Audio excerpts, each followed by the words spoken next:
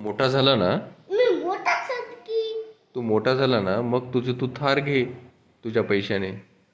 हं? Piggy bank म्हणून अरे बाबा, पिगी बँकच्या पैशाने थार येत नाही.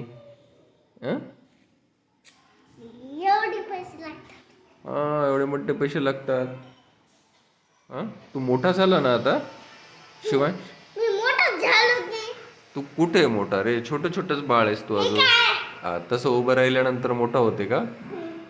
हा? मग तू मोठा झाल्यानंतर तू घे ना गाडी.